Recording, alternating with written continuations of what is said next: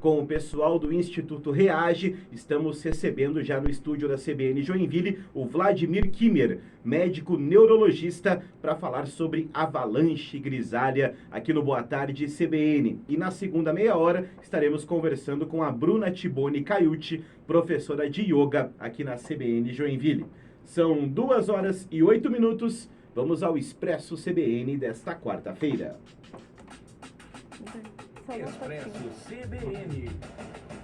Oferecimento. Editora Simetria. A mudança está chegando até você.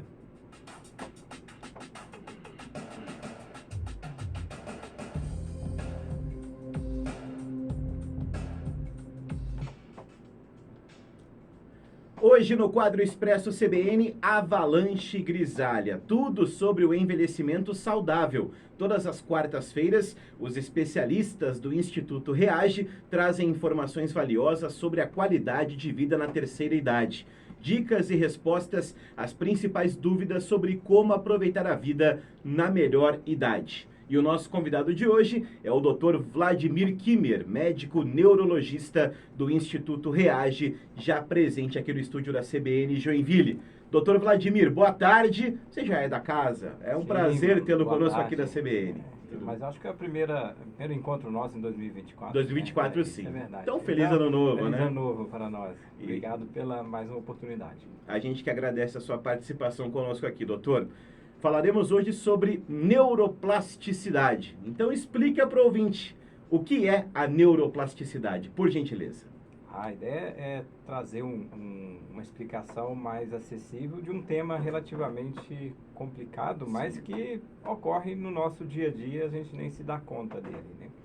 A neuroplasticidade é um conceito que se aplica a todas as mudanças que ocorrem no nosso sistema nervoso, após algum tipo de estímulo ou de algum dano. Então, é a capacidade do nosso cérebro, da nossa medula, dos nossos nervos, se adaptarem aos estímulos externos, aos danos que ocorrem, como, por exemplo, o AVC, o traumatismo ou o próprio envelhecimento. Então, a capacidade do cérebro se adaptar e reagir a essas mudanças, nós damos o nome de neuroplasticidade, dando uma noção de que o cérebro ele não é rígido. Ele é plástico, ele é moldável e ele é adaptável. Perfeito. E de que maneira a neuroplasticidade varia nas diferentes fases da vida, né? Desde a infância até a idade adulta e depois a fase idosa? Ela é muito rica e muito presente lá na infância, onde o cérebro ele está muito virgem de conexões. Então você tem várias conexões entre os neurônios, que é o que, em última análise, faz a plasticidade, faz a moldagem. E como na criança, como ela não viveu tantas experiências na vida ainda, ela não tem tantas conexões já estabelecidas. Então, esse cérebro ele é mais plástico lá na infância e também, por outras razões, outros mecanismos, como o próprio envelhecimento das células, dos neurônios, ao longo da vida, essa plasticidade torna-se um pouco menos eficaz, mas ainda assim presente. O cérebro ele é capaz de se adaptar e reagir e conseguir se restabelecer, ainda que parcialmente, de algum dano, mesmo com que esse ocorra lá na vida adulta, no envelhecimento.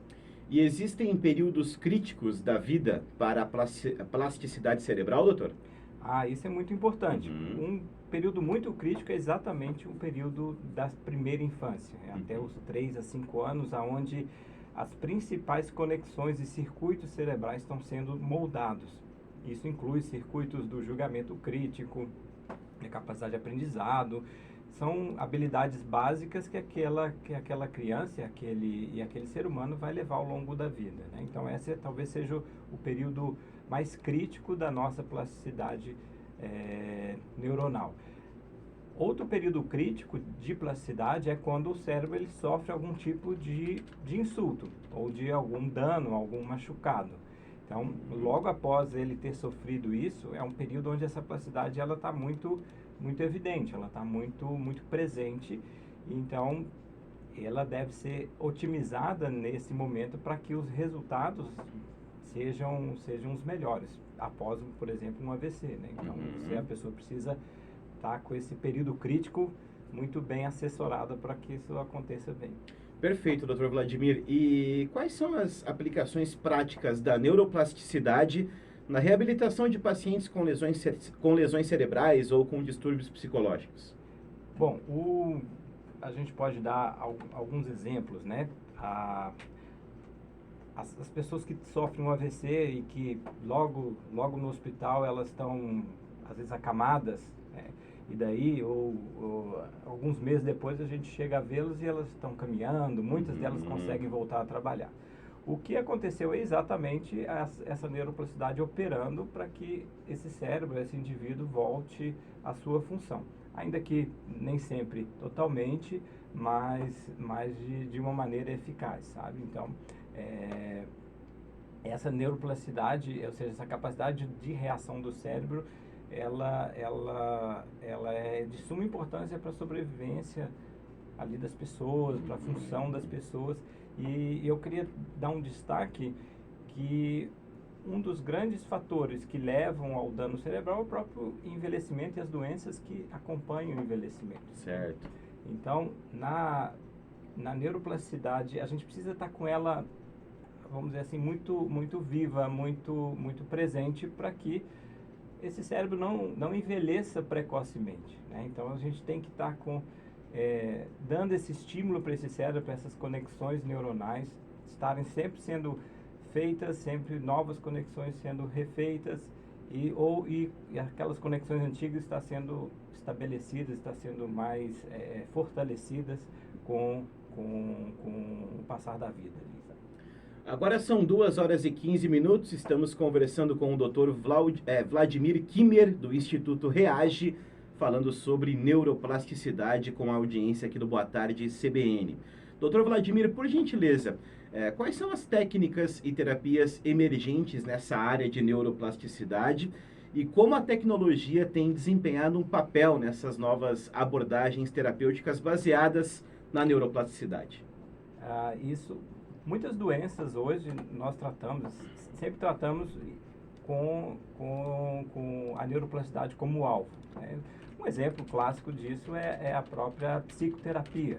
Quando a pessoa tem um problema como uma depressão, uma ansiedade ou um transtorno do estresse pós-traumático, por exemplo, onde ela sofre algum evento traumático na vida e essa memória negativa, ela permanece, ela continua e ela é muito presente nessa pessoa. Isso nada mais é do que foi uma plasticidade, no caso negativa, que se estabeleceu e a gente precisa, então, moldar esse cérebro novamente para ele não continuar a ter essa lembrança negativa. Então, a psicoterapia seria uma técnica já de muito tempo em que você consegue moldar o cérebro através de experiências e atuar na neuroplasticidade. Mas existem outras técnicas, como alguns tipos de fisioterapia. De novo, eu vou dar o exemplo do AVC, uma técnica mais recente da fisioterapia, num paciente que teve uma paralisia por um AVC de um lado, você, em algum momento da reabilitação dele, você limitar a função da mão que é boa, para que o cérebro se veja forçado, se veja limitado a usar a mão que é boa e ele começa a desenvolver circuitos cerebrais, ou seja, ser desafiado para poder formar novas conexões, para poder compensar aquele problema que houve no AVC. Esse é um exemplo. Então, algumas técnicas de fisioterapia. Alguns remédios parecem facilitar ou modular essa questão da plasticidade. Já tem alguns estudos em alguns antidepressivos que podem facilitar um pouco esse processo, alguns outros remédios. E a cannabis tem né, algum papel como um regulador da plasticidade, das conexões neuronais, tanto do lado positivo quanto negativo, mas dependendo do momento em que ela é usada na vida. E também as técnicas de estimulação elétrica ou magnética transcraniana, que a gente já chegou a comentar aqui em alguns momentos, né, que são capazes de fortalecer ou diminuir as conexões neuronais, que em última análise a gente está lidando aí com a plasticidade, com a forma com que o cérebro trabalha, né? Perfeito. E você trouxe um exemplo bem interessante. Por exemplo, a mão boa fica inutilizada, o cérebro vai criando ramificações para fazer com que a mão, por exemplo, né, a mão esquerda funcione melhor. Me perdoe se eu estiver falando besteira, viu, doutor? Me corrija, por gentileza. Mas seria mais ou menos o mesmo exemplo de uma pessoa que não tem visão, de um cego que tem o sentido da audição um pouco mais aguçado? Foi o cérebro que fez essa ramificação para aguçar mais a audição ou não tem nada a ver uma coisa com a outra? Perfeito, a sua conclusão é exatamente essa, e do ponto de vista microscópico, bioquímico, é exatamente isso que acontece, né? Você tem um tanto de neurônios que não foram utilizados, principalmente aqueles cegos que nunca viram, né? Ou seja, aquelas pessoas que já nasceram com uma cegueira congênita, onde aqueles neurônios que seriam destinados à visão não têm a função de visão, porque eles nunca viram, e aí eles acabam se ramificando para outras funções. É o que a gente chama de equipotência ou equivalência neuronal, ou seja, eles acabam sendo destinados a outras funções e geralmente são pessoas com capacidades auditivas ou sensoriais muito mais aguçadas do que pessoas que já viram, né? Do mesmo jeito, quando a gente desafia o cérebro, aquela velha história de vamos escovar o dente com o outro lado, né? A gente está trabalhando exatamente nessa questão da neuroplasticidade, nós estamos aumentando o número de conexões. Quando mais tarde na vida a gente aprende música, a gente aprende uma nova língua, o que nós estamos fazendo? Aumentando o número de conexões, ganhando reserva, para que com o envelhecimento a gente tenha mais condição de enfrentá-lo sem perder tanta função cognitiva. Perfeito. 2h20 para você ligado aqui na CBN Joinville. Doutor Vladimir, nos contextos clínicos, quais são os desafios enfrentados ao trabalhar com a neuroplasticidade e quais são as principais limitações que os profissionais da área enfrentam ao tentar trabalhar com a neuroplasticidade? Isso é interessante porque quando a gente está falando de neuroplasticidade, dá uma ideia que ela é sempre positiva, mas nem sempre é positiva. Vou tentar dar um exemplo, não sei se todos têm uma experiência, se vocês conhecem o herpes zoster ou cobreiro. É uma infecção pelo vírus da catapora que ocorre mais tardiamente na vida. A pessoa que teve a catapora inicialmente, quando a imunidade baixa, esse vírus ele permanece no corpo e ele leva uma lesão no nervo periférico lá pelos seus 50, 60 anos de idade. Ocorre que mesmo após a reinfecção pelo vírus ou a exacerbação, a pessoa pode ficar com um quadro de dor crônica, mesmo que esse vírus já não esteja mais ali. Por quê? Porque ele alterou a plasticidade nessa região da medula, dos nervos, diminuindo o limiar de dor. Então esse paciente passa a ter uma dor espontânea mesmo que não exista lesão. Esse é um exemplo de plasticidade mal adaptativa ou negativa, em que o cérebro foi ensinado, ou a medula, no caso, foi ensinado a ter um sintoma inexistente, né? A síndrome do membro fantasma, quando as pessoas são amputadas, em que as conexões cerebrais para aquela perna, aquele braço que foi amputado, permanecem lá. Então a percepção ainda existe, que ela tá lá. E às vezes essa percepção ela vai mudando de uma maneira negativa, levando a dor, a um desconforto, alguma coisa do tipo. Esse é um grande desafio, como a gente consegue orientar essa plasticidade para que ela seja mais positiva do que negativa. Ainda é um campo ainda muito desconhecido, a gente ainda está começando a perceber isso, a estudar isso.